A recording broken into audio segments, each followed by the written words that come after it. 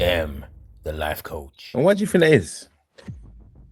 I'd probably say again, like it all comes down to just how he was raised, because he was again raised in religion from birth, and so I don't think he knew any better. And me being his oldest, I'm his first kid, and having kids of myself now, I realised how much you make up when it's your first. You don't Mm, really, there's no playbook. There's no like, mm, this is what you should be doing, this is when you should be doing, this is how you should be doing everything else. There's no set rules. And especially when that playbook for the both of us effectively has been written in text that is what, thousands of years old. That is, go reference the Bible. What's the Bible say? So you're not building a relationship on the here and now. mm. You're basing it on somebody else's interpretation of somebody else's interpretation of somebody else's interpretation, and so forth and so on. That only happened to me much later in life. When you got married, for I can remember, you was in a registry office, right? Yeah. What was that conversation like? Oh, 'Cause, boy, yeah. Wait. Right. So, yeah, as I said, like, nature of the religion is like, because you don't celebrate anything else, mm, all the other celebrations kind of take precedent. So, like I mm, said, wedding anniversaries is a big deal. Yeah. mm, So obviously weddings is a big deal, because what you should be doing is inviting all, everybody that's you've ever known in a religion to come celebrate you getting married. And it's this whole big religious, very deeply rooted in what the things you should do. mm, Yeah.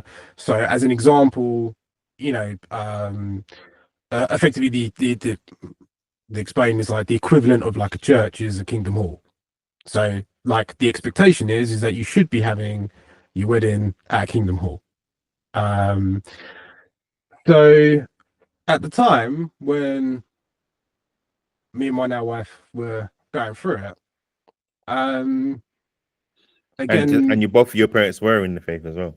yeah, exactly. Mm, mm, Again, this is where that pressure and understanding of like trying to appease everybody else, we kind of ended up coming to a decision and realizing how much of this day that was meant to be about celebrating us was actually about celebrating everybody else, or giving mm, everybody else a reason to do that. And this also played into, as you know, how much things cost, and little things like mm, that. So yeah, at the time, what we realized, what we really wanted to do was, and again, this is an in joke between me and my wife, is I once wrote a note to her whether she'd marry me underneath a palm tree. And that's kind of what cascaded into eventually getting married. So this was always something that we always like kind of remembered, like about our relationship and everything else. So we decided to do a wedding ceremony, not necessarily legitimate marriage, over in the Maldives. So I could marry her underneath a palm tree, but legally we had to do the legal part um, over here. This is the reason why we have the registry office.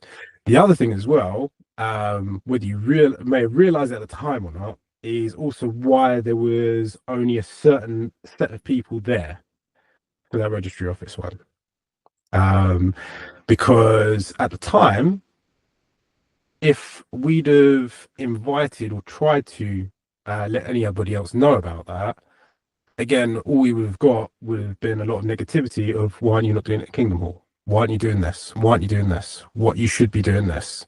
Yeah. mm, And our path, what we wanted to do, didn't match that.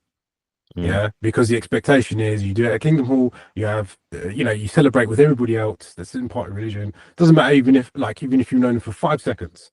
Yeah. If you only ever had one conversation with the person, if they're in a religion, they're in. mm, So you've got hundreds of people on top of the people that you also want to be there. Yeah.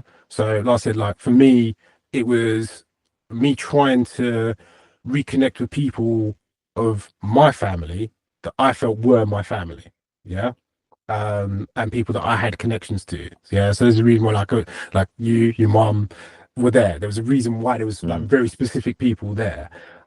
Because at that point in time, that's what I wanted to share that with. That's who I Mm. wanted to share that moment with. Because I knew when we went over to the Maldives, that was me and my wife's moment. Mm. Yeah, and that's what it was about, and that's all it's ever been about. And again, as well, costing wise, much better. You Yeah, know, what I yeah, mean, of we course. didn't spend, we didn't go bankrupt trying to do one day, kind of thing. Which I've seen a lot of my friends do. Oh yeah. Yeah, you know what I mean. So yeah, fortunately, like I said, my wife's awesome for that. The way she is, like, she was very accommodating, because again, we did debate about all of these changes and trying to accommodate everybody else, do the whole Kingdom Hall thing. And then as well, the other side of things for me, which I had a conflict of interest with, is the fact that if I had a Kingdom Hall wedding and I did it the religious way, there's people I couldn't bring, Mm. because again, that line. Yeah, there's Mm. people that can't be there because they're not part of religion, or it's not seen as something you should do. Mm. Yeah, like again, that's that pressure external. That's again nothing to do with what you're going through. You know, here I am like saying I want to commit my life to somebody, and I want to share that with the people closest to me, but no, you can't do that. Why? Because they're not in the religion. Mm. Yeah, and again, this is where, like I said, my relationships with like you, everybody else, have all been slowly changed and evolved, and had multiple gaps, Mm. where we've never known what each other's going through. Mm. Yeah, where and I always feel we've missed out on that. Mm. You know, I always kind of suspected, like, when you're saying stuff, I could picture it in my mind, and yeah, it kind of tells up with what I thought you was going through, but I obviously mm, didn't know what you was going through. yeah, yeah, If that yeah. makes sense. So, your wife, very smart lady, um, uh, and I knew I was in my mind, I was like, okay, all right, okay, all right, came to the window, I was like, okay, done well. Mm. I'm looking for my farm, which is okay. Let's see, all right, okay. Yeah. About he's getting married. That's what I was like. Mm. Uh, when she was brought up in the faith, so what was she having similar demons to yourself then, I'd probably say, I'll be honest with or you. not until she met you? Yeah, He's probably, influenced. probably. Yeah, I'm gonna be honest, and I'll probably say, yeah, I probably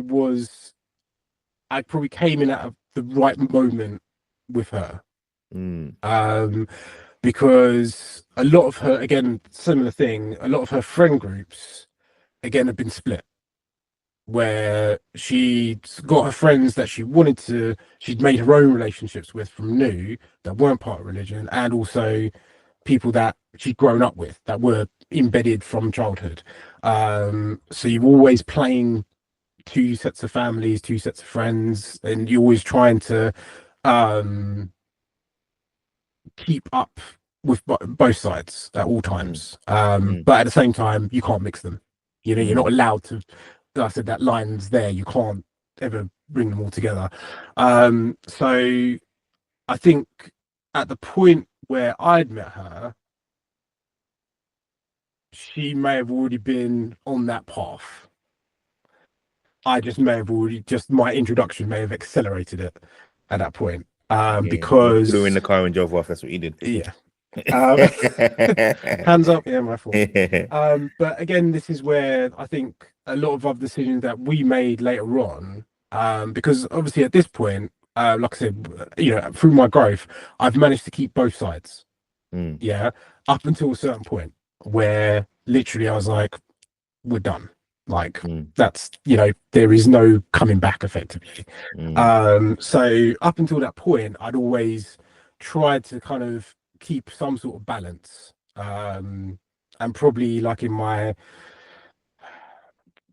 early 20s, I'd probably say I was probably more one side than the other, because to be honest, I went completely off the rails all the way up to about my early 20s and went completely insane. So, but that's, yeah, again, I'm sure everyone else does the same thing. You know what I mean? There's a few too many parties, few too many everything. So yeah, Everything. Yeah. So so again, like up until that point, I didn't really think I was ever going to get married. It was never something I ever thought about I was ever doing. To be honest, I had a very naive look in life in my early teens. I was like, yeah, I'll move to America when I get to my 30s, marry a cheerleader. Yeah, I mean, that sort of thing. Yeah. Yeah. Marry a cheerleader. Oh, Yeah, man. cracking. Why I've had not? it all. Yeah, I said naive. Like, there's that those silly dreams you have of like, yeah, that sounds good. You know what I mean? Like, seems like a good idea. Make my riches over in America. You know, and to be honest, yeah, I'm glad I didn't. Do you know what I mean? Like, visited America. Glad I didn't actually ever move and relocate there because, good lord, I would never want to be there now. Listen, I don't want to. I don't. If I go in there, we'll be here till like tomorrow. Yeah. But yeah, like I said, it's a good thing that those sort of things never actually happen. But again, like I said, it's again looking back on things with a very naive outlook of, you know, the possibilities of life, of what you could do. And like I said, at the time, growing up in that period, it was my realization of how much I could actually change things. Yeah, that actually how much was actually in my control to make decisions and not have somebody else come along and say, actually, you should be doing it like this, or I do this, therefore you have to do this. Yeah, which is very much what and again, apologies to everyone else that's probably very devout religious. Again, it's my issue with religion in general, is putting your decisions, the way you want to live your life on somebody else. Yeah, like, to me, if you choose to do something in your life and you're happy with it, great, get on with it. But don't then try your hardest to change somebody else to your way of life and bring, even though it's never done in a way of negativity, it is of constantly then telling somebody else that they're doing something wrong, constantly telling somebody else that, well, I don't do this, therefore you can't do this. And I've never understood that mentality. But again, this is what I've found as I've gone through life. And again, this is all part of the nature of me understanding things a bit better, is, you know, looking into other things of because like I said, is that at some point in my life it eventually became a final kind of done. Done. Rather than playing the books, because I think it was just understanding that I can keep trying to balance the book, so to speak, of keeping a certain group of people happy and keeping another group of people happy, but never they shall meet. And how much effort that requires, like how much energy that requires of yourself to do, to balance both sides, or like always, and to be always having two different sets of conversations, two different people, two different personalities at all times, at any given moment, you know. Especially if you're not wholeheartedly in it anyway. Yeah, exactly. You know, and that's what makes it worse, you know. And yeah, like I said, it wasn't probably until I had kids that's where I kind of went, we're done. Like, this is we're because at that point I realized I was repeating history. Yeah, you're just going to end up pushing your religion onto kids, exactly. You know. And I'm taking that choice away from them. Do you know what I mean? It's even like even when my first was born. Wait, pause it. I just want to, because we're going to go too far down the night. Oh, that's fine. Keep that thought right there. I want to just, because we touched on your dad. Yeah. Let's talk about your mum. Okay. She may or not watch this. She may not. But we're just shooting the breeze. You know, we're talking truth. Yep. We don't sit on the fence on this podcast. All right. So, what was your relationship like with your mum? Like, so we spoke and we juxtaposed it. So your dad was very much like, he was out, he was working. You know, you might say a thing or two to him, but it was more about you know, you becoming a man and doing the manly stuff you should be doing for Mm. your, you know, for your family and Yeah. and then going to meetings and so forth. With your mum now being, like you said, a strong personality in your house, what was relationship like with you? And I'd say there's two parts to it. There's a relationship with your mum when it was you, okay. Mm. You don't remember much of that, Mm. but when it was you, then there's obviously when there's with your brother, Mm. yeah. Then there's also then your younger brother comes. So I'll be honest with you, because of the age difference between me and my brother, there was only a You year don't and a remember that. half. You don't remember that. I don't ever remember anything solo. Right, that's right. Yeah. But again, like I said, in up until most of primary school, me and my brother were like two peas in a Batty and pod. bench. Yeah, Mhm. yeah. So we always were together when everything happened. Bad things, good things, whatever. Do you know what I mean? So that, and again, most of the relationship I have with my mum is again very has that religious foundational religious undertone. And like when we were growing up, I think it was always done with this impression of love, of, you know, I'm teaching you these are things you need to grow up with, these are things that you need to learn, because this is what I want you to be when you're older. But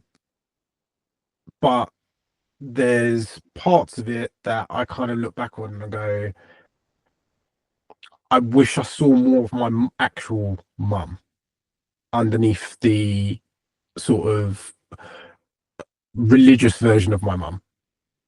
Yeah, and like I said, it's like when I got older and you kind of see other people's parents and the way they talk with you know, they talk with their kids, the way they act with them is very different. So it's like, you know, I'm sure you probably experienced it at some point, like with Nan. Like, you know, if you something happens, the first thing to do is, oh, we'll just get out the Bible. What does the Bible say? Yeah, and when you're younger, that sounds great. You know what I mean? Here's a book. You know, here's a book that's going to tell you all of your life struggles. It's going to solve every problem for you. And then you get older, and there's problems you can't that aren't in there. Yeah, or like I said, the information in there is like thousands of years old. It's not like, you know, you know, again, this is where you kind of have to go through a lot of hurdles. Is trying to relate something that somebody wrote about thousands of years ago to something that's happening today. Yeah, and trying to find some sort of correlation between the two so that it fits your narrative of the Bible's always right. So it's like even things that like my mum wasn't prepared for, yeah, that she still was turning to the religion for guidance effectively. So I never felt that sort of helping hand from her directly of this is what my mum wants. It was always this is what the Bible says, or this is what this book says, or this is what this talk says, this is what this meeting we've had on, this is what you should be doing, and this is what I'm going to tell you to go and do. And so it always felt, as I got older, a lot more impersonal. Yeah, that a lot of her, the way she talked about things wasn't from that actual relationship love. It was her relationship with her religion, then me next, effectively. So, but again, this is the thing, is that that's her primary love.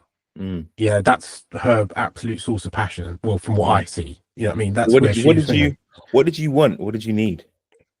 I'd probably say it'd be nice. Again, this may come down to other things as well when I look back on it, but you know, even going through things as you get older, of the simplest of things, you know, suddenly falling in love with your random classmate in primary school, it's silly things, you having those feelings, you don't understand what they are, of just an understanding of these things without a subcontext of let's look that up in the Bible, let's look that up in some religious book. Yeah, or Yeah, something that says, yeah. It was never, oh, you know what, I experienced that when I was little. Here's what I did, or here's a funny story of how I dealt with it. It's always let's go look in the Bible. What did somebody do from thousands of years ago do?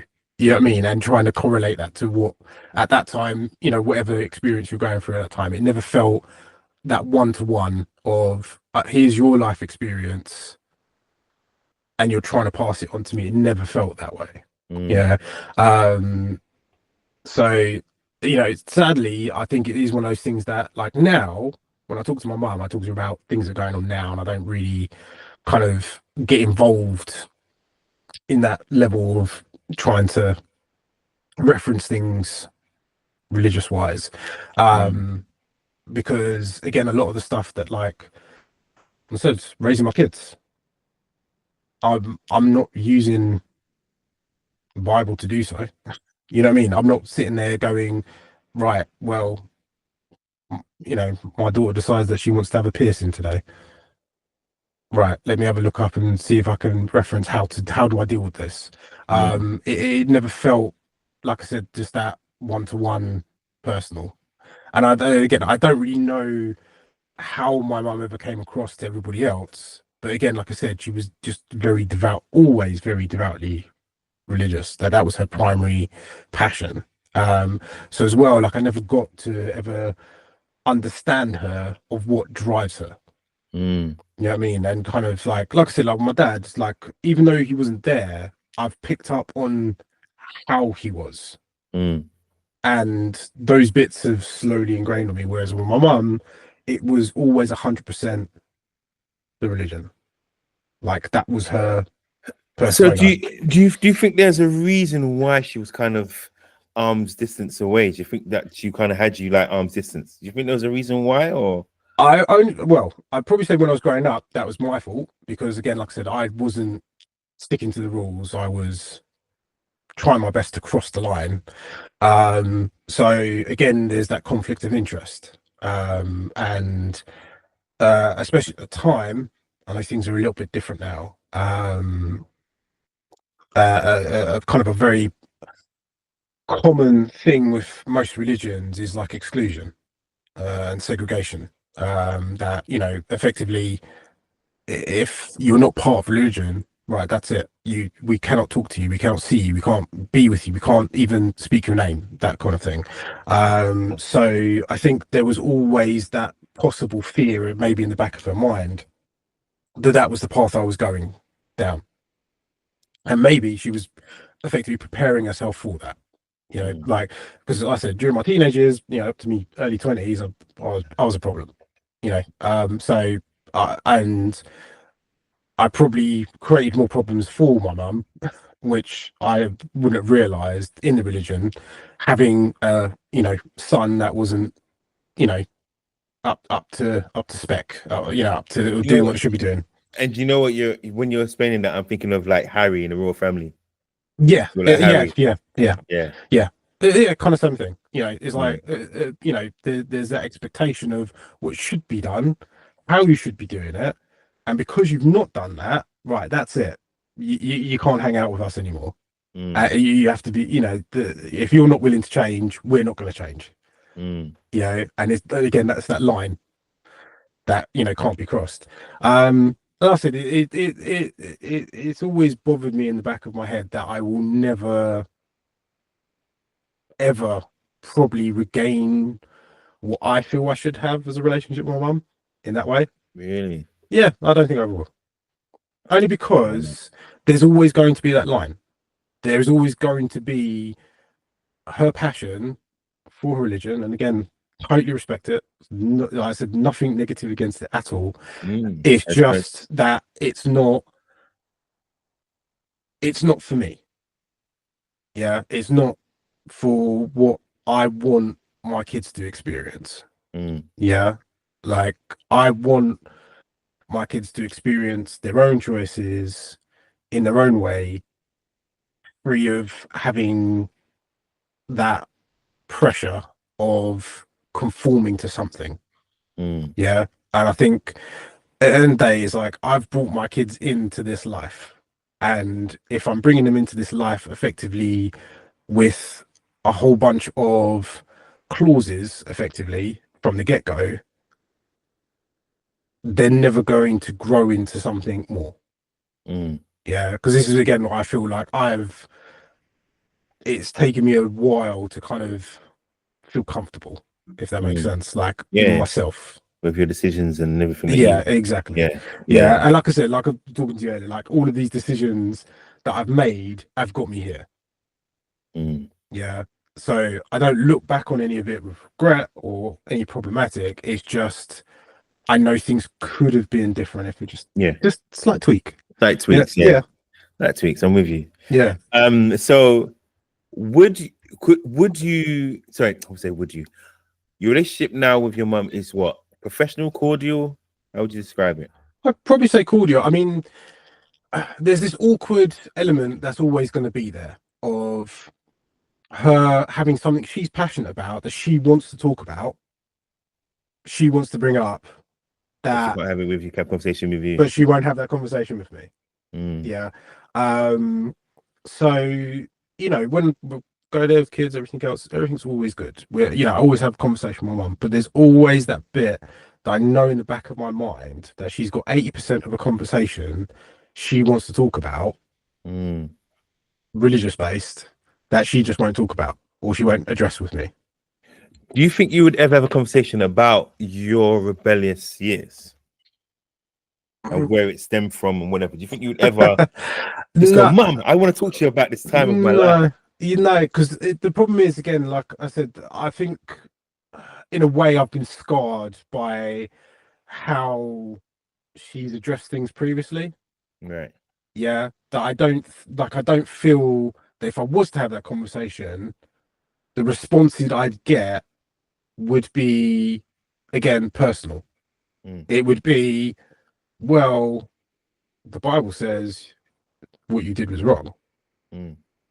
And that would be it. That's that's the end of the conversation. There's no more to it. There's no, I can understand, or there's a kind of middle ground understanding of, when I was younger, I did X, Y, Z, and blah, blah, blah. And just kind of get into that level of understanding that, you may not have done exactly what I did, but at the same time, you can understand why I did it.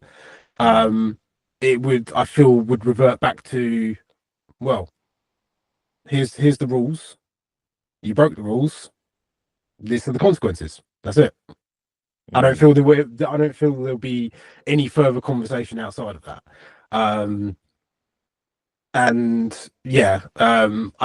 Sadly, I just never. I always think it is always going to be that conversation that kind of stays off the table, effectively. Wow.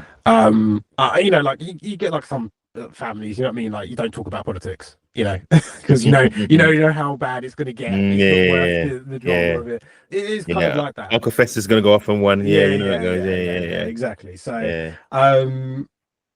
and again, like I said, I've got nothing negative to say about my mum, the way she is, and like religion, anything else about it. So, I'm not going to say something to her that's going to offend her.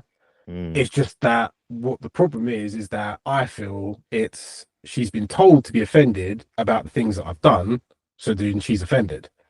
Right. Yeah, not that actually she's willing to come to an understanding of this is what happened, this is why it happened. So you don't even feel that you could even appeal to her better nature. You don't even feel that you don't feel at all you could, just by the words that you use, that she would, I don't know, maybe have a step down just for a second, or you know what I mean? I think I'd have to catch her at a very weak moment. I'll be honest with you. Yeah, my mom is, like I said, she's a very strong personality. Yeah. So who she is who she is. So it's like very much I would, like I said, I'd have to catch her at a weak moment in her life, whenever that would be, to then maybe open that door of give it to me raw. Actually tell me how you think of, like, put everything else aside. What is your actual genuine opinion? Like, of you? Or yeah, just in general. And this is also like something I've always kind of said separately. It's like my mum's sense of joy and pride, it has been always in a religion. So for example, me progressing where I am now to where I am in life, which I would say I'm pretty all right. Yeah, you're You know doing what I good. mean? Doing good. I'm all right. Put some fairy dust over here, mate. Yeah. Yeah. But that's what I mean. Like, I don't feel there is any sense of pride or joy about that. Mm. Yeah. That for her, that's something that's taken me away from what I could have been in a religion. Yeah. Yeah. So I always feel that. Mm. Yeah. That regardless of, any sort of progress that I've made in life that I would consider all right means nothing. Yeah. Mm. It's just a distraction from what I should have been. Yeah. That, I should have got baptized. I should have been something in the congregation, that sort of thing. That, and like I said, is that when you look at it outside of that bubble, you realize it doesn't really mean much. Mm. Yeah. It's just I don't know. I'm trying not to be horrible about it, but as any way I can probably put it, it's just basically a progress to having more power or more say over other people. Mm. And that to me isn't appealing. Mm. When you look at it objectively, it's not like, you know, I then become the person that everybody should be listening to versus being the person sat down listening to them. Do you see what I mean? Like, Mm. in comparison, like, difference of like going to church and, pastors up there giving a speech, you becoming the pastor and telling the stories instead. So again, like I said, I don't feel that there is much to it outside of that, like in truth. And again, it's within that bubble. Wow. Do you think if your mum wasn't so staunch, right? Mm. Do you think you would venture to another religion? No. Um, and again, like I said, this is probably going to offend a bunch of people, but yeah, the good thing again about growing up as a witness, they actually do encourage you to understand other religions. Mm. Yeah. So you're not closed off from appreciating what other people believe. Yeah. They just show that Which, it's different. yeah, exactly. You know that this is the way we do things, is the way they do things. But the Mm-hmm. main reason for that, again, all comes down to um, converting people. Because when you're going out and knocking on somebody's door and they go, "Oh, I'm a Muslim. Cool, let's talk." Mm. Yeah, because I understand your religion. I understand what it is, how your religion works. So let's try and take it apart and convert you over to my religion.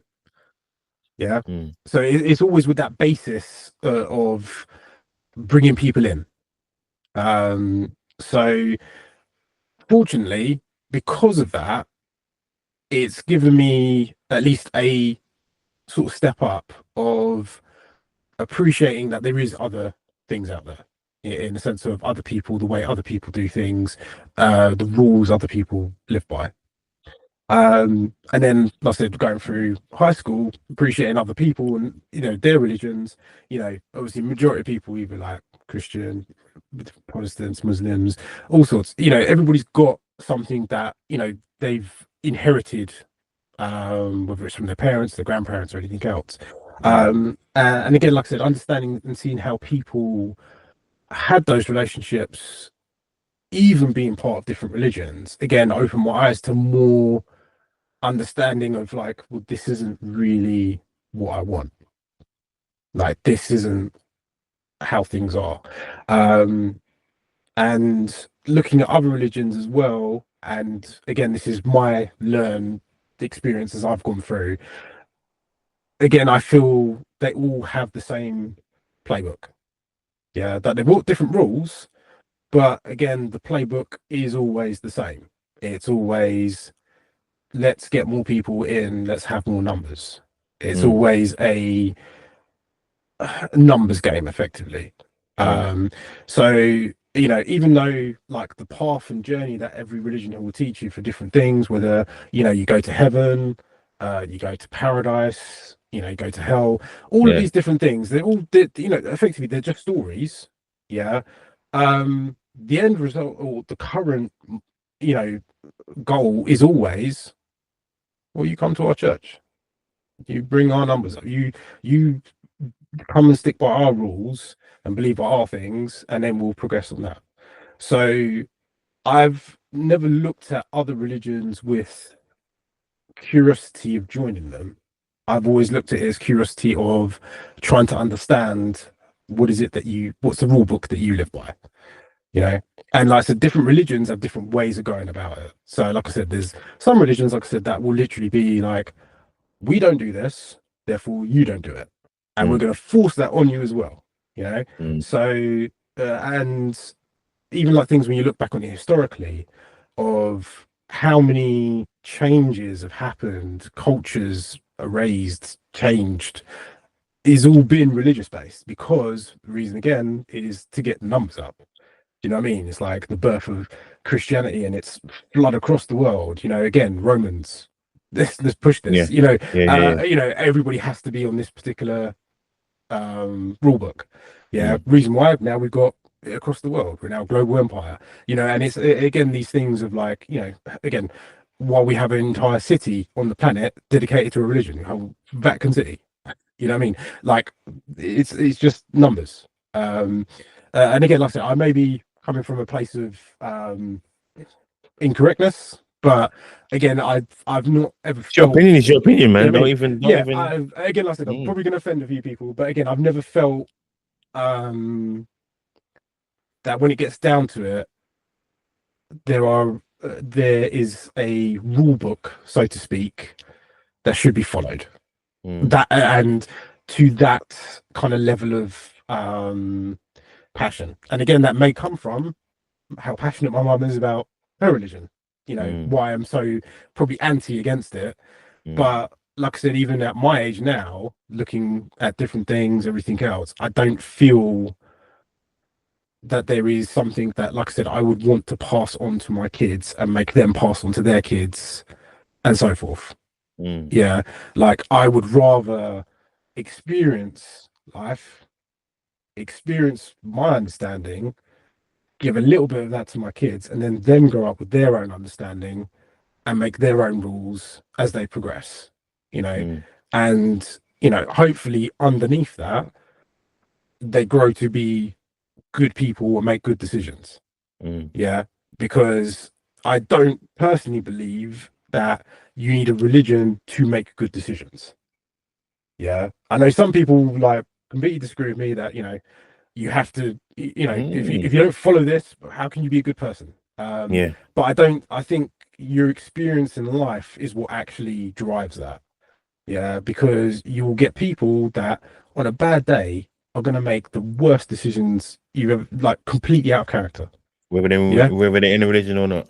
Yeah, exactly. And that doesn't change anything. And I think as well, like even like now, and I still think it's incredibly fortunate, like during COVID, seeing how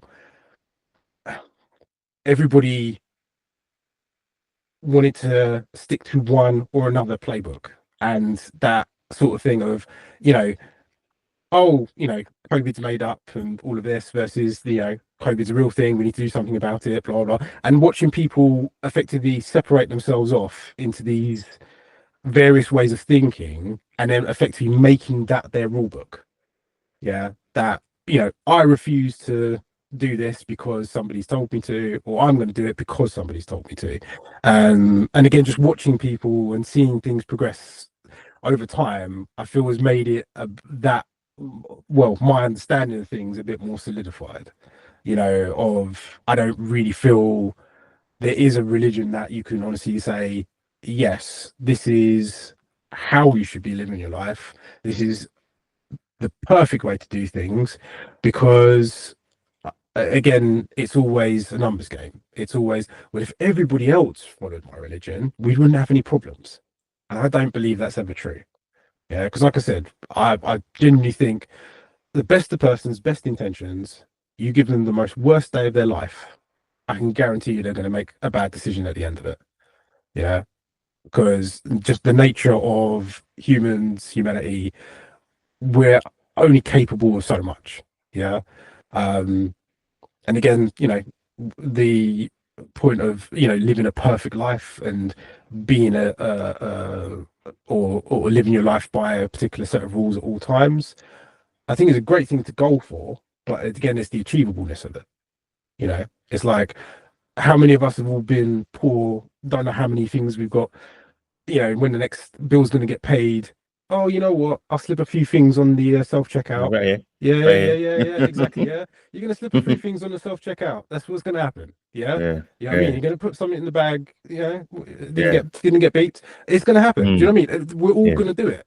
Yeah. Yeah. I've never got that far, but yeah. Yeah. But I'm just saying, at the I end of the mean, day, like, even, and I said, that's just one scenario. Do you know what I mean? It's like, we're all capable of making decisions, and we're all capable of having our own moralities about things. I just don't think there's a rule book that should say this is the way you have to be moral. I just think we should be able to do it as human beings. You know what I mean? Like, don't murder. Yeah. Why would I want to take somebody else's life? I know some people feel that way, that they could and have done, but again, I can guarantee you those people in prison suddenly found God, suddenly religious. Yeah. And you can honestly tell me that because they found God, the religious, that or everything they've done is all forgiven. Yeah.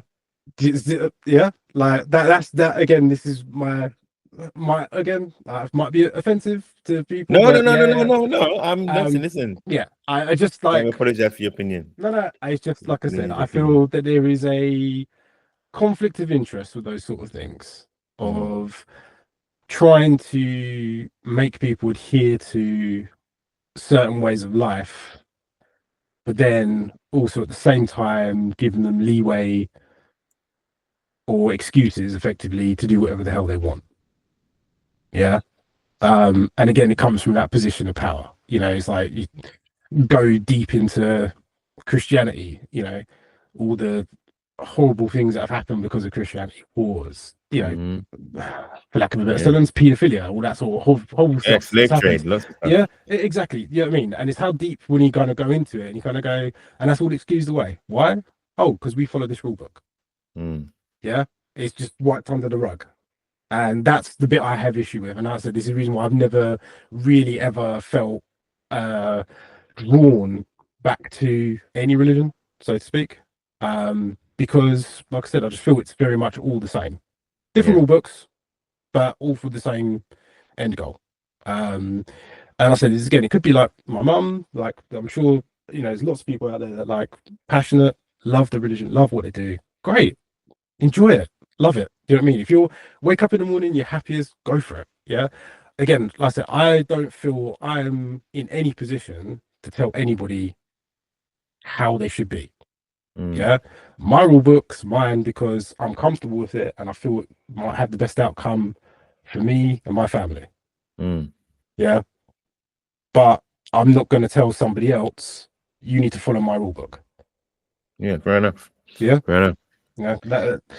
Yeah, that's like I said, that's kind of a crux to it. But again, like I said, That's where you draw your line. That's where you draw your line. Yeah. Well, my line is, like I said, I don't feel I should be putting myself and my way of life on somebody else. Yeah.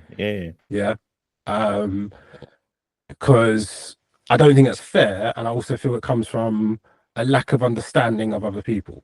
Everyone's grown up different. Everyone's come from a different path. As an example, is like somebody who's, let's say, an alcoholic. Yeah, and then saying, well, my religion says you've got to drink every Saturday. Yeah.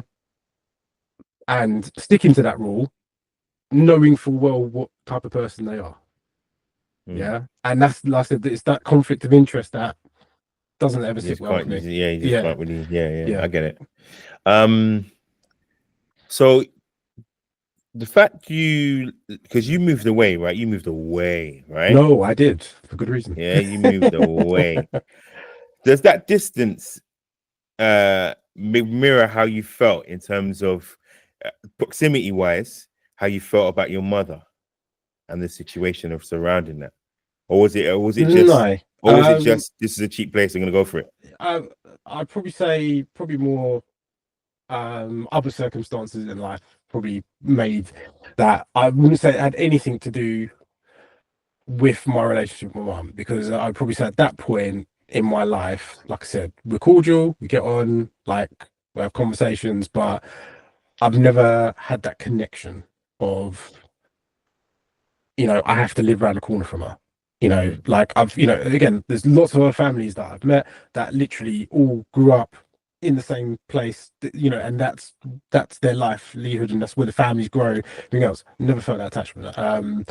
Only because, again, I don't feel after a certain age I was cultivated into that. Yeah, so like I said, even like my relationship with everyone else, all of our cousins, everybody else, I'm pretty sure during my teenage years to, early 20s, it was oh, we've just crossed paths. Oh, hi, how you doing? You know, randomly. It was never, let's all meet up, let's do something, let's all connect, you know. And so because I didn't have those connections, it made it easy for me to That's move. really sad, you know. Yeah. And then they're all crafts now. It's sad that it wasn't like that. Yeah. Yeah, but it's just one of those things of like, because those connections weren't there, there was nothing keeping me in London. So initially when we first moved out, I had the kids at that point. So it was again both me and my wife just trying to find ourselves, get a better understanding of what we wanted out of life. And yeah, at the time, after a few years, my wife was kind of very much more like, let's try it one more time. Let's try and see how it goes. So we did. And then at that point, that's also where I realized whatever I do, whether it's religion or not, isn't going to change my relationship with my family. Yeah. So even if like I was in the religion, I go to meetings, everything else, I wasn't going to go on a regular basis and see my parents. Yeah. Or they weren't going to regularly come and see me, or vice versa. Um, and that's where you kind of get into that understanding of where our relationship is currently. So like I said, it's like, that connection long lost, like disappeared. So yeah, it wasn't until our kids. That's so sad, man. Yeah, I know. Yeah, and like I said, it was just that realization of like the like going to see my parents was then an effort. It was a calculated cost, that me going there, seeing them, I had to then talk about things that I wasn't doing. Yeah. Like I said, that 80% of that conversation's gone. But on the other hand, like I said, when I got married, I had a better understanding of my dad. Because probably for the first time ever, I'd actually seen him get emotional and actually have a conversation with me. Like an actual adult conversation. About his basically understanding of my growth and then everything else. And it made me appreciate him a lot more of who he is, and the things that, like I said, I felt I'd missed out on, understanding him better. But like I said, it had the reverse of with my mum, of obviously not being getting married the religious way, and doing it that way, and then obviously as well moving out of London. That changed things the opposite way. But yeah, like I said, is at that point we tried religion again, tried to get back into it just as like a familiarity, I suppose, if you want. For me at that point, it felt very much like I've been here before. I've done this already. I've kind of already made my decision. Yeah. And it's just something that I think probably at that time, my wife still needed to kind of go through that process. So, you know, gave her time for that. And then, yeah, when I had kids, my first one, my daughter, that's where I've kind of made a final drop of I'm never touching this ever again with a barge pole sort of thing of the for me having my daughter was amazing, yeah, because that completely switched up my life entirely, for good or bad. And to me that felt like a moment that should be celebrated and should be remembered, should be celebrated over and over again. You know, funny enough, we have something like that called birthdays. Funny enough, what can't you do? Yeah. So and this is where I then started having conflicts of interest, because it was like, well, my daughter's one. I want to celebrate that she's one. Because to me, that's special. Yeah. I couldn't care less what a rule book says. Yeah. That rule book says you can't do this, you can't do this, you can't do this. And I'm like, why not? Give me a really good reason, genuine reason, like right now, of working it. And again, this is where, again, part of the religion is that, again, let's look up something that happened thousands of years ago and use that as a way to correlate to now. So the always given reason at the time and when I grew up of why nobody celebrates birthdays is because the only time that birthdays are mentioned in the Bible, somebody got their head chopped off. That's it. Is it? That's it. Really? Really? Well, I'm not gonna lie. I just remember Nan just saying we just don't celebrate birthdays. So No, like, oh, okay. no. I didn't know that. I didn't know the reason why. No, the reason is because the only why. time it's dropped in the Bible, yeah, only time any birthdays mentioned, I think it's some pharaoh or something.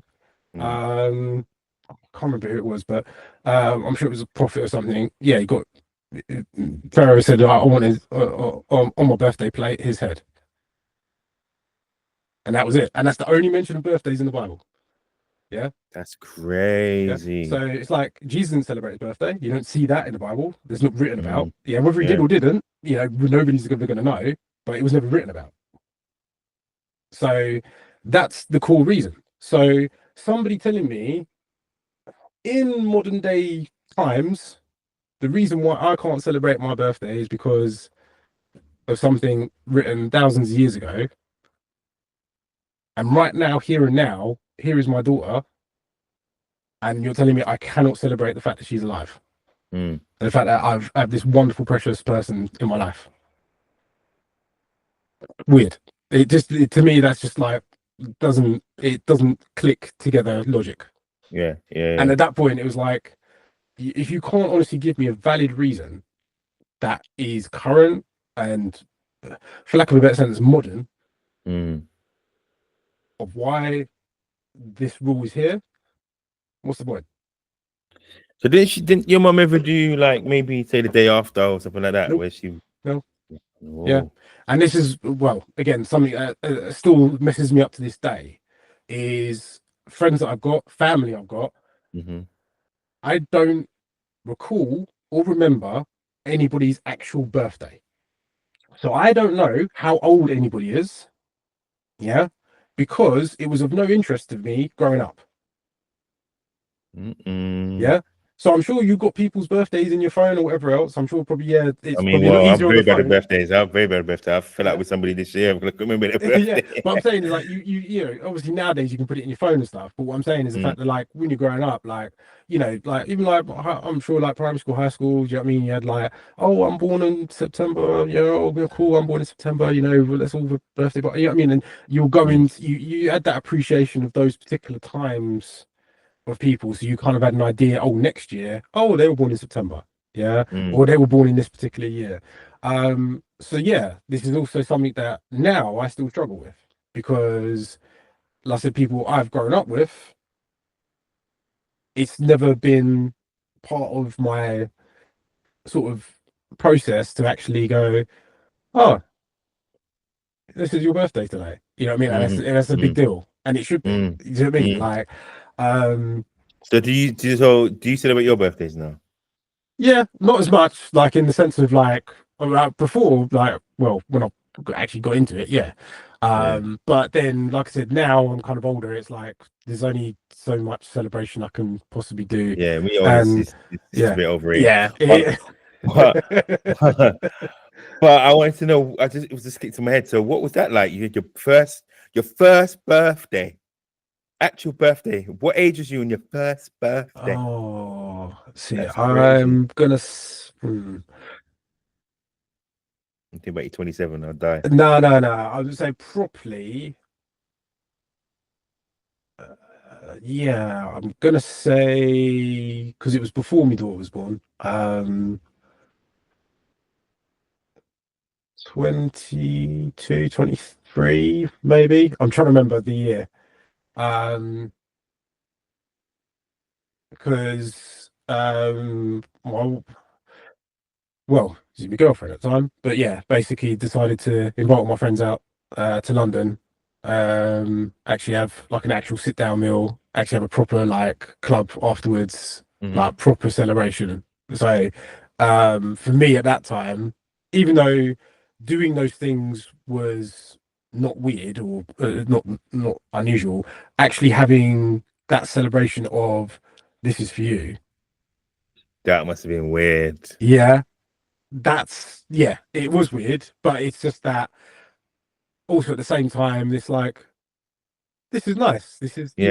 Well, it's and nice to you're like, like, why couldn't I have had that? Why couldn't I have this? Why couldn't yeah, I have had this? exactly. And I said this is what led into like obviously like I said conversations later once I had my daughter, Mm, because it was like to me, it was that realization of up until that point, I'd always been told they're bad. We don't do it. Other people do it because they're bad. mm, It was always this negative thing. yeah. Um, because they don't follow our religion. It's always that. So it was never, you'd see people in general, celebrating birthdays, everything else, like normally, singing happy birthday cake and the whole thing. So at the time, I wouldn't say I looked on it with disgust, that's kind of a deep word, but more of a just uh a way of ignoring it effectively. Because again, it's always that separation. It's like even like in school, if somebody else is singing happy birthday, you don't sing it. Yeah, you're never allowed to sing happy birthday. Yeah, Mm, yeah, because you don't celebrate birthdays, like full stop. So and I think it wasn't until like I got to high school and like I said I was making my own decisions and actually just singing somebody happy birthday because he's my mate. Do you know what I mean? Why yeah. not? Do you know what I mean? Yeah. Like, it's my mate, why not? But at the time you don't realize actually how important it is. And maybe because it's taken me so long to get to that point, I have more importance on it. But like I said, once my daughter was born, I realized actually how special that actually is. Mm, Yeah. That even if in your younger years, your parents doing it as a celebration of your life, as you get older, it is one of those things of, yeah, you've made it another year. Yeah. You've grown more, you've become mm, more, you've done something more, celebrate mm. it. Do you know what I Every mean? year's more Like, important. Yeah. yeah, and it's like, yeah, it's a pretty big deal. Do you know what I mean? It's like, yeah, my next big one is going to be 50. Do you know what I mean? My intention is to do something big. I hit 50. That's a big deal. Mm, Do you know what I mean? I'm 50 years on the planet. Let's do something big, you know? And it's one of those things of like, I feel that importance now. And again, I don't want to kind of focus to be around like birthdays because it's really like in the grand scope of things, it's not the biggest deal for my life. But yeah. it's just understanding that having that rule book of don't do something does change your appreciate or your the way you look upon that.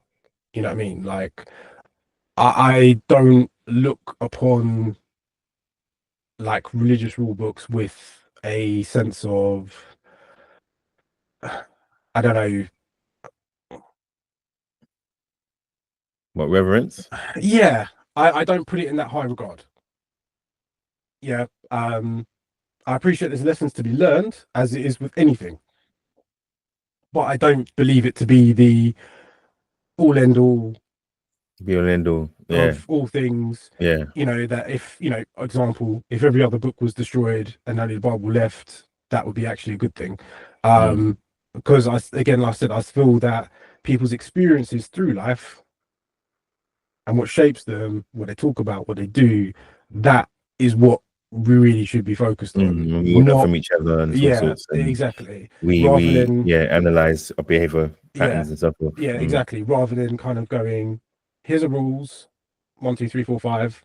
Don't stop. Don't ever shift from those. Do you know what I mean? It's like, always been told, yeah, look both ways before you cross the road. One day you look just left only, but you get across the road absolutely fine. Oh, I broke the rule. Nothing bad happened. Yeah. The rules are there for a reason. Don't get me wrong. I think there's lessons to be learned, but I feel it's also adhering to it in that sort of devout manner. I feel causes problems, and I feel that leads then into other things that cause problems for other people. Yeah. But yeah, like I said, is that at this point in my life, I feel I've got to a comfortable position of understanding, at least. There's always more to learn, but as far as it concerns my journey with religion, definitely not something that I will be returning to. Is probably a better way of probably putting it. So do you celebrate the other celebrations? Do you do like Christmas? Yeah, but I do it. It's more. Again, it's kind of. I'd probably say it's my own flavor to it. Like I don't celebrate it as a religious. Funmus. Yeah, it's more just a. I mean, like, to be honest, like the way I always write it and I always say it is as Xmas, not Chris or Christmas. Yeah, I mean, I'm with you. yeah, because it's like, again, I don't have an attachment to it because I didn't grow up with it, so I don't have any religious connotations to it. So the way I feel I celebrate it is more just, well, I celebrate. To be honest, I'll be honest with you. I take it as a whole month. It's like, to me, it's like a winter celebration. Yeah, because I love the lights. Yeah, so I will go absolutely mad with the lights. Everything else, to me, that's what makes it special. I'm coming to your house then. We're in a whole month. I'm coming to your house. Fine. Yeah, but that's to me. But that's the way I like this, because I absolutely love that period, because it just feels like everybody's on the same page. Yeah, like it feels that everybody wants to have fun. Is that when you go carnival? Is that when you go carnival? Yeah, exactly. Or you go like concert and that. everybody's Yeah, there for the same thing. exactly. And it's like literally from like December 1st through to like December 30th, everybody's on that page, and it feels. Like I said, I like that feeling. Yeah, I like that feeling of the togetherness and everything else. So, like I said, I'll be the one with like craziest lights and whatever else and all sorts with it. But I don't celebrate it as a religious celebration. Yeah, I feel it's more like a period of joy. It is probably a better way of putting it. So like, yeah, I'll still give the presents to kids and everything else like that. Again, it's more, well, nowadays, I don't look at it as a. I don't know. I suppose other people may feel the same way. It's more like commercialized. Do you know what I mean? Like, you have mostly everybody's got these expectations that you have to have presents, you have to have trees, and all this sort of thing. You have to have all these things to go with it, and it's like, well, do you? You know what I mean? Like, yeah. I don't think so personally. Yeah, but yeah, exactly. But this is what I mean. It's like, again, I feel if it's not going to be something that you're going to wake up in the morning and feel joy over, do you know what I mean? If you're going to wake up, December 26th and suddenly realize you're in negative on your bank account, was it worth it? Yeah, exactly. Yeah. Yeah. So right. Right. So we're gonna, because we can chat for all night, right? Yeah. So it's getting late. I don't need my wife to kill me. No, that's fine. But so I've got 3 more questions, right? So you were growing up, had all this stuff going on, blah, blah, blah. How did you deal with the mental health part of it? So obviously, because what happens is when you're younger, you need something, you don't get it. You either become really, really sad, or you withdraw, or you act out. Yeah. Yeah. When you had stuff that was sad, like stuff when you didn't get what you needed or whatever, or frustration or whatever. Mm. I know you've kind of touched on it, but how did you deal with it in the sort of the everyday? Yeah, so the acting out was the Okay. big Yeah. behavior. Okay. How did you deal with it every day? So, as I said, it's like at different periods of my life, I've probably been very different personality. Yeah, just out of the nature of how I've grown. So, when I was in primary school, I would probably say I had a very withdrawn. I'd probably say maybe I can only describe it as, and I don't mean it to sound how it does, but a weak personality, where I didn't really wasn't very vocal about myself. I didn't really show much of myself. And but then when I got to, Partly because when you were younger, you had asthma, really yeah, bad asthma, didn't you? yeah, I this, think yeah, your mum was always like quite safe with you, and She was that kind of very made you maybe positive feel a about little that. bit like you need to be safe with Yeah, yourself. Yeah. exactly. So, and a lot of that kind of played into that of who I was at that point in time. Mm.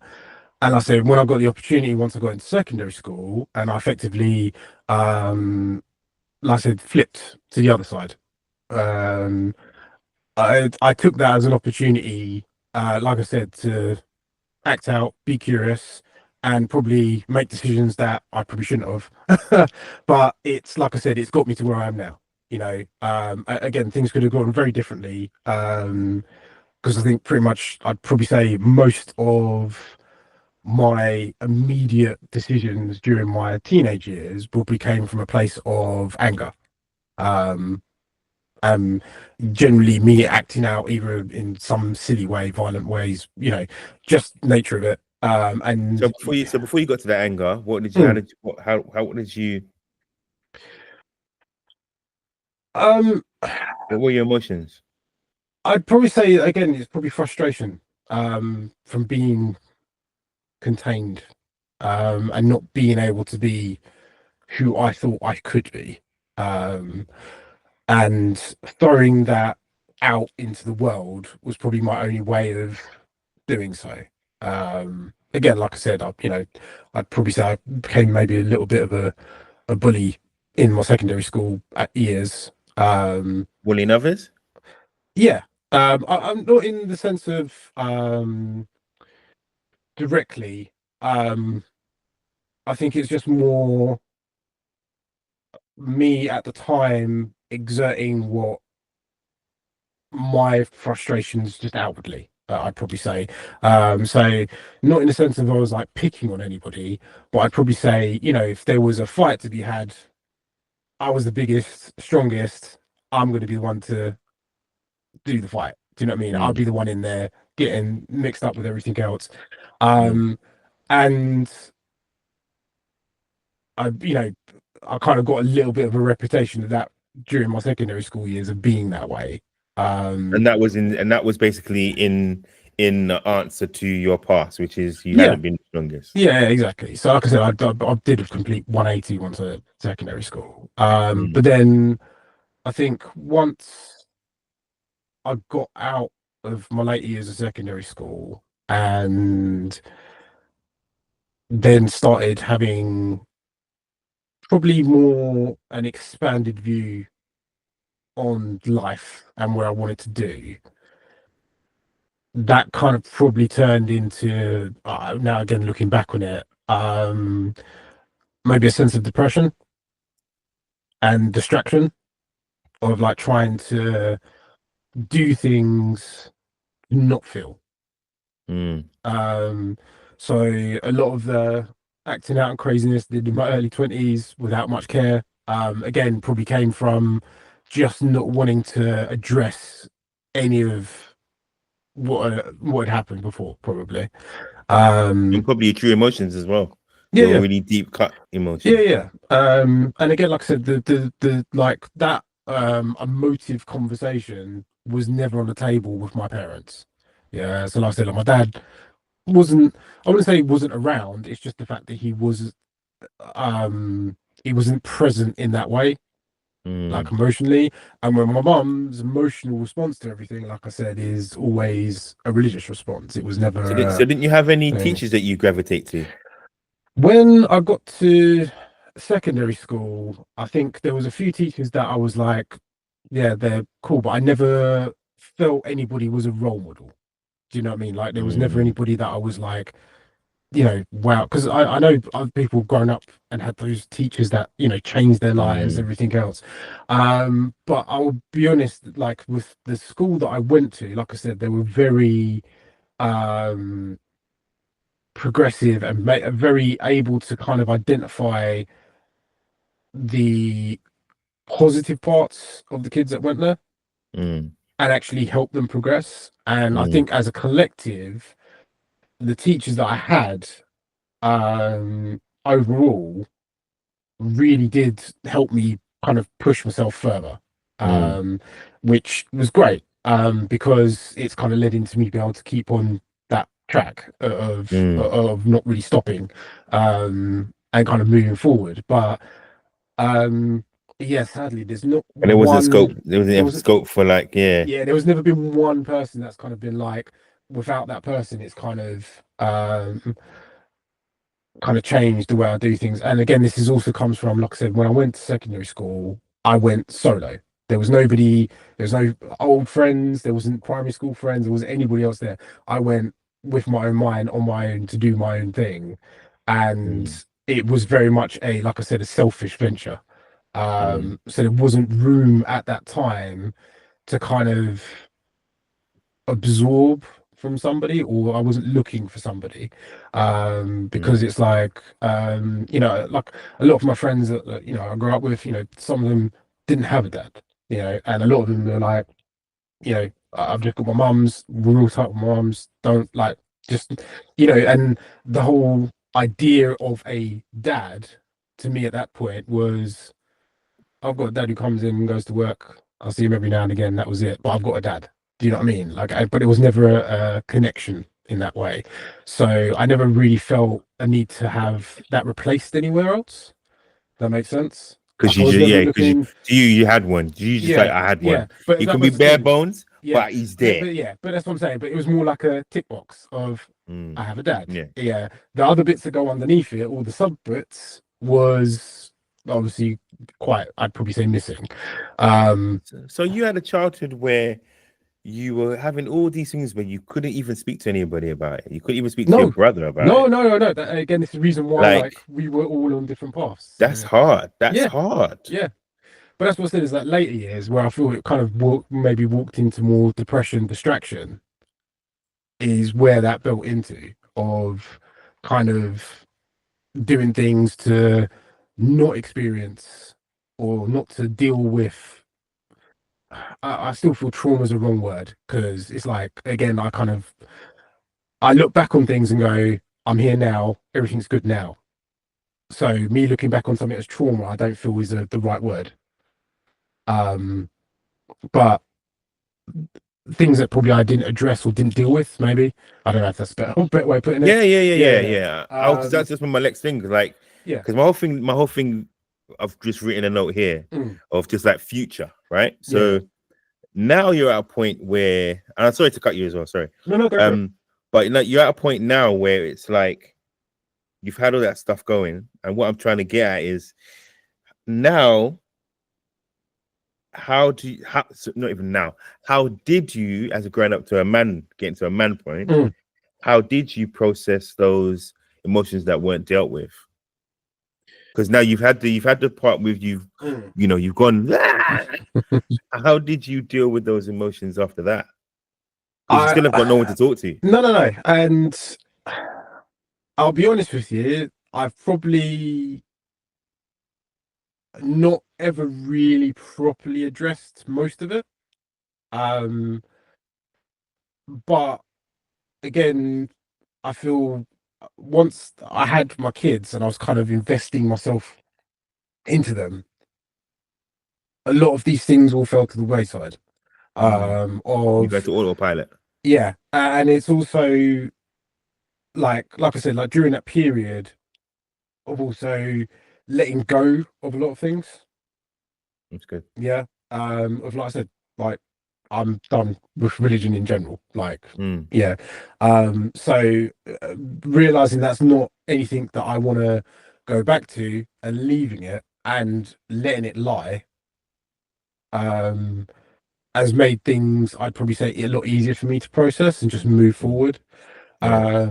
And as well, it's just at least now I kind of always go through things of trying to understand things better so that I can hopefully pass it on to my kids. Of kind of saying, again, like, when they eventually have whatever experiences they're going to have, that I can come from a place of either experiencing it myself, dealt with it, done it, or even have at least some sort of story and so something to kind of give them, to maybe give them comfort in that period of time, whatever that may be. Yeah. um and I'm sure there's going to be things that I've never experienced that my both my kids are probably going to come at me with, but again, I want to come from it from a place of help, love. Do you know what I mean? That I've dealt with these things before or something similar and trying to help you out. If I don't know, I'll find out. Yeah, exactly. And that sense of curiosity of actually, you know what, you're not stuck. There's always something you can kind of find out. There's always something you can learn. There's always something you can try and do to move forward. You don't have to stay where you are. But then it's what I think a lot of the other stuff that I've ever dealt with, again, like now, it's more come from building relationships with people. Yeah, and like I said, build relationships on my terms, knowing me as I am now, rather than and again, this is where we kind of get a bit tricky. Is like a lot of people, for example, like from my childhood or childhood years, I probably don't see or have any interaction with. And probably the same as most of my high school friends. A lot of them I don't really have any interactions with or anything else with. Again, it kind of feels like that's a period of my life where I was a different person. So like the friends and people that I've met on my own terms, without any connotations or experiences of just, hi, this is me. That's where I feel I've kind of got through a lot of things, of just knowing people can understand you better, you being just you. Because like I said, like when I was younger, I'm always having to juggle two sets of families, two sets of friends, two sets of people. I have to be this person with this person, I have to be this person with this person. So there's always a subtext, you know. And then like I said, even when I was growing up, it's like, when I was acting out, you know what I mean? It's like all these people are around me because I want to act out and they're letting me. Do you know what I mean? Really and truly, that's kind of what it really was that, I'm allowed to do these things and act that way, and I'm encouraged to do so, and that's the people I'm surrounding myself with. And yeah, like I said, like now I'm not that way inclined anymore. To be You old honest, fogey. yeah, I'm You too old old for this fogey. shit. You know what I mean? But yeah, it's one of those things of like, yeah, I'd rather like have people that know me now without any Preconceived. preconceived conceptions, or last thing I was saying to you is like, I genuinely feel, because of my mum's strong personality, that a lot of my relationships with the family in general have always been, it's been always under the subtext of you're the son, and I'm that little kid from, single digits kid, and who I am now isn't that person. And but also to add to that, I think I'm just going from my Yeah, go for it. my perspective is what made it hard Mm. was the fact that you really withdrew. Mm. Like I get it. We've had this conversation makes perfect sense or whatever, and I kind of knew, kind of ish, not, but I don't know. Yeah. But you in a way made it harder for because I know for a fact that people want to care about you, people want to show you that love, people want to shower you with stuff, but on my side of things, we were just like, well, if he wants to be over there, Yeah, then let I him know. be Yeah, over yeah, there. I know exactly. You know, Yeah, I understand. Totally you understand. know, he knows where I am. If he Yeah. wants to be, kind of Yeah, thing. yeah. But I've always tried to reach out. I've always tried to No, reach out. Always and tried to reach out every I don't know 3-4 years. But, yeah, I know. but I've always tried to reach out. Yeah. I haven't heard from him for a little while. Let me see if he's all right. Yeah, You know, and it went for a stage. I was texting you or messaging you. I didn't hear anything, and I was like, "Ooh, if I done something wrong, is he just no, like, no. I It's never didn't that. know what was going on. Yeah, You yeah. know, So yeah, and again, it just depends on the period of life. Because like I said, each period is like a 5-year period. You can kind of have different things that were going on that I can say genuinely, like I said, at certain periods, I was a terrible, selfish person who had no care for anybody else's business. Yeah, I can honestly will say that and put my hands up to that. So, if you would text me during that period, I'd have probably gone, oh, cool. And not as a side of I didn't care enough to do anything. It was just I was so about my business at that point. you're doing your So thing. my own head. And then to be honest, later years with the kids, with my youngest kid, because we had so many health troubles with him for many years, that I'd probably say was another era of probably understanding myself a bit better. Because I think that broke me entirely. Pretty much having my youngest like effectively in hospital constantly for like years on end, having to literally stay at hospitals, everything else. So during that period, probably not. I literally my focus was on my kid. I knew that. So See, I didn't even know. See, I didn't even know. no. I know. I didn't even know. But again, this And is the I would thing. have loved to have been there with you. Yeah, no, I know, and this is the thing is, it's sadly, I still have it. Is again, this is like I said, it's kind of a combination of like my dad's work ethic, but also this very lone wolf mentality I have of I've not been able to ever share what I've been going through with anybody else apart from my wife. To kind of say, I grew up completely messed up.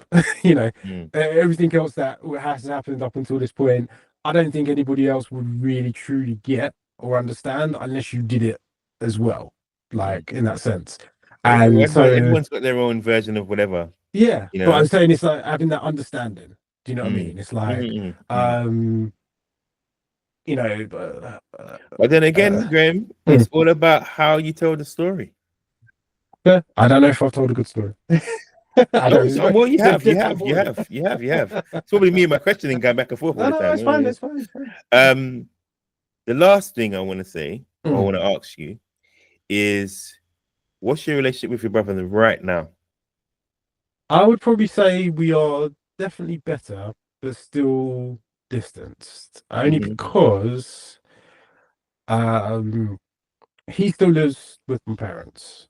So his lifestyle, I know, is still under their roof. Do you know what I mean? And how he has to go about things. So there's always going to be that element. He's not in the faith anymore, is he? Is he in the faith anymore? You'd have to ask him. I'm not going to speak on his behalf. Right, okay. At the end of the day, okay. He's never made the steps, as far as I'm aware, that I did of appeasing everybody else. So he's not bothered to baptize, get all that progression, everything. He's never done any of that, as far as I know.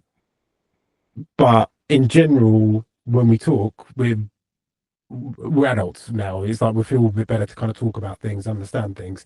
And obviously him growing up same parents helps as well, because he understands obviously when I'm coming from, of when I'm not talking to my mom about certain things. Like, I understand, what's going on, but I'm not going to have that conversation with my mom around, religious wise, what she's up to or what her opinions are on certain things. My brother is probably a little bit more open-minded and understanding. Again, my brother's so chill. Like I don't, there's not much that will phase him. Listen, that guy's so chill. I feel like he's supposed to keep standing up. You know what I'm saying? Yeah, no, Yeah, well, brother, he's chill. I don't know what my mum was on when she had him, like, because honestly, it is properly like he's the most chilled dude ever. But yeah, I'd probably say we're a lot better off now, because we can actually just talk, like, and I'm pretty honest with him about certain things of just like, how we grew up and our experience of things is like even like with recent things of understanding like, Nan passing and everything else, like just having those memories and understanding of, what we all went through and what we all love about our Nan, like just appreciating that he's seen the things from the same perspective. It is quite nice and quite comforting. But yeah, at this point, I'd probably say we're good. Uh, we're always going to have a bit of a difference in life of things that are going on, because he's still very much I don't know, probably call it bachelor. What I mean, he's very much in his own mode, in his business. own thing. Yeah, Yeah. exactly. So, do you know what I mean? Kids love him. Yeah, I mean, he's always Uncle T, so he's always good. So, but yeah, just I'm calling that myself. yeah. Uncle T. So, but yeah, again, I said I think with him, it's much better. But I think as well, he's got probably a little bit better understanding of the choices that have got me here. Like, he don't maybe agree with them, which is fine. And I said, there's some things that I'd probably say, like I said, I tweak and change.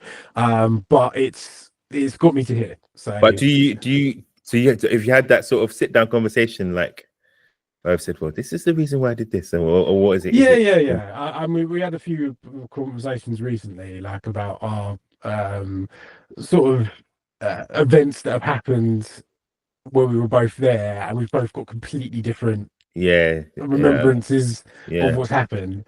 So it's like things that I look on with like, oh my word, I can't believe I did that, and he's laughing his head off. Do you know what I mean? So like, and we're kind of coming from our two different perspectives of him being little brother, me being the older man. So like again, it's good because we could, like I said, we can have those conversations. So it's much nicer. To be able to do, but yeah, but then I'd probably say, I'm slowly getting there with my father. Like, we talk a lot, but again, there's always that, like I said, that percentage that I know you only go so far. Yeah, that always has to kind of be stopped, hidden, left to the side. Especially like my parents are getting older, all the health issues, everything else. So it's like I want to be kind of more involved and more like trying to help them out, get on with that. But I'm sure they appreciate that. Yeah. But again, this is what I mean. Like, again, I'm doing it because that's something I want to do. And it's not done because I've been told to. Do you know what I mean? Does that make sense? And that's why I kind of like, I feel, again, like I said with my mum, it's coming to that understanding. Maybe we'll get there eventually. Hopefully not. I think one thing about Nan passing is everybody knows that life is too short. Yeah. And it's too short to hold grudges. It's too short for sure. I also have a thing where I think that you should talk things out. Whether you come to a thing, well, you know what, to hell with this, shut your mouth, I'll see you later, bye. I always think you should should talk things out and just resolve it either way, whether it's going to be that way or that way you're going. Resolve it, Yeah, and I'm sure at some point that may happen. Yeah. So I mean, in light of what's happened recently with Nan, I just think everyone's in sort of what's the word I'm looking for? A mode where we're contemplating life, we're contemplating what's important, what's not important. We don't want to waste our time with things that aren't important. Yeah. But the one thing that hopefully we can really sort of do and springboard is for us to all come closer. And on that note, I want to thank you for doing this podcast, because we've never had these conversations before. It's amazing that we're just doing it on a podcast online to the world. But I want to thank you, because I know it's not easy to talk about yourself sometimes. I know sometimes it's not easy to talk with somebody you haven't even seen that much in your life. So, but I hope I've made it comfortable for you, and it was all right. No. I said we've always had a connection. So I said, regardless of whatever's going on, I said I'm always available around if anything, tech support, etc., etc. So for those of you that don't know, Graeme is a computer wizard, and actually, I'm not a wizard, he's a wizard. He's a wizard. And I bought some Jing Bang laptop, and I really shouldn't have bought it. I should have listened. No, what it was is I didn't have the money to buy anything else. So I remember when I told you what it was, you was like, was that it? Okay, all right then. Just about boots up. If it still boots up, then you're all good, mate. Money well spent. Yeah, go up at one point. If it goes past the loading screen, but hey, don't. So all right, don't log off. But I just want to say to everybody watching, guys, thank you so much. It's been the GM Life Coach podcast, talking about life, family, faith, and all those other things. All right, listen, please share, like, and subscribe, and comment. Let us know if anything's touched you, or anything you want to talk about. Also, I am a little bit of a life coach, so if you need anything that you want to talk about or you want guidance on, please do reach out to myself. I've got Kadeem as well, who deals with financial literacy and other stuff for young people and adults. So if you need that, please reach out. Email description, GM the Life Coach info@gmail.com. That's GM the Life Coach info@gmail.com. All right, and come on, see us on Instagram. Come follow us on Instagram as well. Yeah, it's a bit. I'm gonna add some more stuff to it, but it's there. Anyway, guys, thank you so much. Say bye. Laters. Till next time. Nice one, and peace out. GM, the life coach.